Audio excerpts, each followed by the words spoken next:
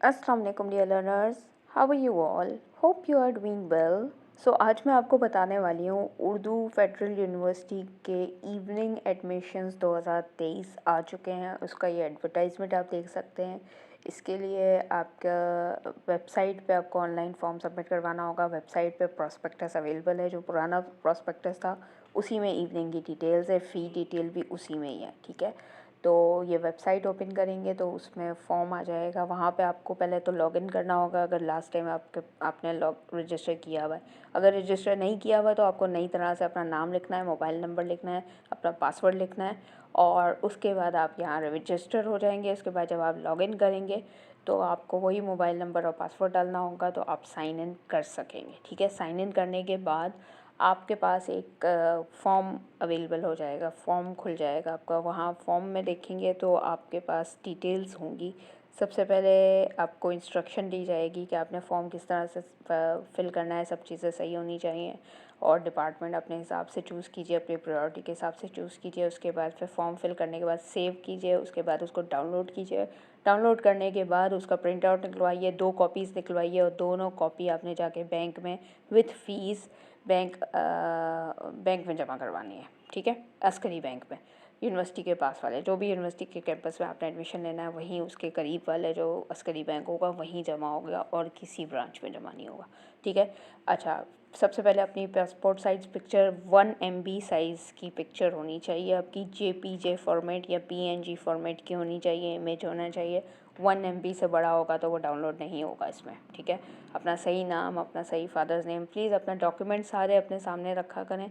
उससे देख के जब आप कोई चीज़ यहाँ पे कोई भी फॉर्म फिल करते हैं, प्लीज़ वो डॉक्यूमेंट्स आपके जब सामने होते हैं ना तो कोई गलती नहीं होती। ठीक है, सब चीज़ें लिखें। अच्छा, डोमिसाइल जिस लोगों का नहीं है, जिनका नहीं है, वो प्लीज़ अपने आगे फ्यूचर में डोमिसाइल बनवाना तो होगा ना, तो जिस शहर से आपने बनवाना है उस शहर का यहाँ नाम लिख दीजिएगा। ठीक है, और कोशिश कीजिएगा वहीं से बने, क्योंकि आगे चल के ज़ाहिर है ज़रूरत तो पड़ने वाली है, तो आपको बनवानी पड़ेगी। अगर नहीं है, अगर है तो वेल एंड गुड, वही जहाँ का भी बना हुआ है वो डोमिसाइल का लोकेशन आपने लिखनी है, सिटी लिखना है। ठीक है, बाकी सब चीज़ें अपना लिखें। उसके बाद गार्डियंस इंफॉर्मेशन यानी अपने पेरेंट्स, या अगर आपके पेरेंट्स नहीं हैं, जो भी आपके सरपरस्त हैं, उनके नाम, उनकी डिटेल, उनका phone number, please phone number अपना ही मत लिख दीजिएगा, उन्हीं का लिखिएगा, पेरेंट्स का। अच्छा, पोस्टल कोड ज़रा ध्यान से अपने एरिया का गूगल पर सर्च करके लिखें। जैसे फॉर एग्जांपल अगर आप नॉर्थ कराची में रहते हैं, उसके सेक्टर 11B में रहते हैं, तो लिखें गूगल पे north Karachi sector 11B postal code, तो वो एग्जैक्ट आपका पोस्टल कोड आ जाएगा। प्लीज़ ऐसी तुक्के में ना लिखा करें 74800, वो गलत हो जाता है। फिर आपको कोई चीज़ अगर ये लोग पोस्टल एड्रेस पे कुछ भेजेंगे, जैसे मार्कशीट हो गई या कोई मसला वगैरह हो गया, कोई लेटर हो गया, कुछ आएगा, तो वो आपके एड्रेस पे सही नहीं पहुंचता है, फिर मसला आप लोगों को ही होता है। ठीक है, अब ये देखें, मैट्रिक की आपको सारी मार्कशीट की डिटेल्स लिखनी है। मार्कशीट अपने सामने खोल के लिखें, उसमें जो पासिंग ईयर लिखा हुआ है ना वही यहाँ पे लिखना है। उसमें जो सीट नंबर लिखा हुआ है वही लिखिएगा। बहुत से लोग मुझसे पूछते हैं, हमने अगर सप्ली दी है, 2 बार दी है, 3 बार दी है, तो हम कौन से वाला सीट नंबर लिखें? भाई आपका जो पासिंग वाली मार्कशीट होगी उसी का सीट नंबर लिखेंगे ना, फेल वाली का सीट नंबर लिखने की क्या ज़रूरत पेश आई है? उसका तो कोई काम ही नहीं, उसका तो कोई फ़ायदा ही नहीं है ना। तो प्लीज़ अपनी जो पासिंग वाली मार्कशीट होती है ना वो अपने सामने खोल के रखा करें, चाहे वो मैट्रिक की हो, चाहे वो इंटर की हो, चाहे वो ग्रेजुएशन की हो। अच्छा, यहाँ पे एक चीज़ ध्यान से देखिएगा, यहाँ पे जो सब्जेक्ट नेम लिखा हुआ है ना, यहाँ सब्जेक्ट नेम में आपको ऑप्शनल अपने सब्जेक्ट्स लिखने हैं और उनका पूरा नाम लिखने की यहाँ जगह नहीं है। जिस तरह ये सब्जेक्ट लिखा हुआ है ना, CS मीन्स कंप्यूटर साइंस। इसी तरह ऊपर आपने देखा होगा फिज़िक्स के लिए PHY लिखा हुआ था। तो जो भी आपका ऑप्शनल सब्जेक्ट है ना उसका शॉर्ट फॉर्म लिखें, क्योंकि यहाँ पूरा लिखने की जगह नहीं है, तो इसलिए मैंने कहा बता दूँ मैं आपको। सिर्फ ऑप्शनल आएंगे, कंपलसरी सब्जेक्ट नहीं आते यहाँ पे। फिर टोटल मार्क्स वगैरह सब कुछ लिख के उसके बाद अब आपने अपना डिसिप्लिन चूज़ करना है, यानी अपना सब्जेक्ट डिपार्टमेंट चूज़ करना है, कौन से डिपार्टमेंट में आपको लेना है। वो जब आप प्रॉस्पेक्टस देखेंगे वहाँ से ध्यान से देखिएगा कि लास्ट टर्म का क्या पासिंग रेशो क्या है और कितनी परसेंटेज पे लास्ट टर्म टाइम एडमिशन हुआ है। तो अगर आपकी उसके करीब है तो आप उसके लिए अप्लाई कर सकते हैं। अब बैचलर्स प्रोग्राम उनके लिए है जो इंटर की बिना पर, इंटर की बेस पे बैचलर्स यानी कि 4 साल वाला प्रोग्राम करना चाह रहे हैं। मास्टर्स उनके लिए जिन्होंने 2 साल वाला BA BCom या BSc किसी भी यूनिवर्सिटी से किया हुआ है, तो वो मास्टर यहाँ पे चूज़ करेंगे प्रोग्राम। ठीक है, तो ये मैंने मास्टर और बैचलर्स दोनों चूज़ करके जब नीचे फैकल्टी पे क्लिक कर रही थी तो नहीं खुल रहा था, पता नहीं नेटवर्क प्रॉब्लम थी या क्या था।